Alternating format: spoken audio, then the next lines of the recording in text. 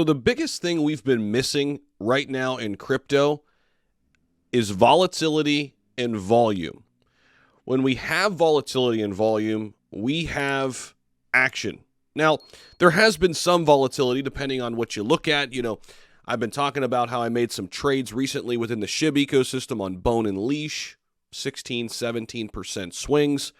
But it's been hard to find that right now. But I think it's about to change. I think this week we're going to get a lot more volatility. Now, I should say, because we have a lot of things happening. And we're going to talk about all of those sort of things that could produce some volatility.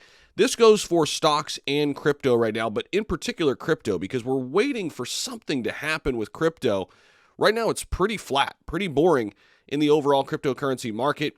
It seems like we're kind of stuck in no man's land again until we get to September. But as we roll into next week, of course, we roll into September. By the end of the week, we'll be at September 1st there on Friday. So, with that being said, I want to talk about some of the key events that are coming up that we should keep our eye on. And again, the way I'm looking at this right now, I want some short-term trading opportunities, both in crypto and in stocks, and in particular crypto if we can have it. So here's what we have going on. Key events this week, guys. So we have our jobs data coming in Tuesday. We also have the U.S. Q2, quarter 2 GDP data coming in by Wednesday. Then we have July pending home sales data coming in Wednesday as well. We're then going to have July core PCE inflation data Thursday. That could be the big one. Then the full July jobs report on Friday. That could also be a big one. ISM manufacturing PMI data on Friday. Should be an action-packed week ahead of us in terms of data points. Now, the following tweet reads, huge week for all things related to economic data. Volatility is back. Jobs, inflation, housing data, and more. We're publishing our trades for the week shortly.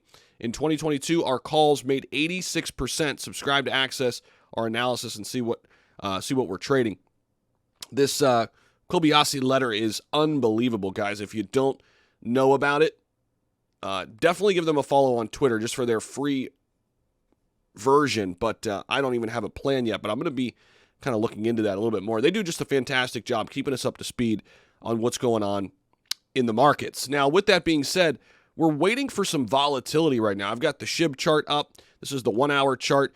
Just a lot of sideways action, not really anything brewing. If we head over to Bitcoin, we could see a similar story here, but here's the thing with Bitcoin. It's really getting traded in a tight window. Let's go to a 1-day here and zoom out a little bit. Now, I will say this. We did get a possible retracement up signal flash on our XT algo back on the 21st. We could start to see some momentum up here potentially this week. If we get some good data in, we're going to keep our eyes on that. Now, with that being said, we shall see what this data looks like and how it impacts us in crypto. There's definitely going to be some impact, I think, in the stock market.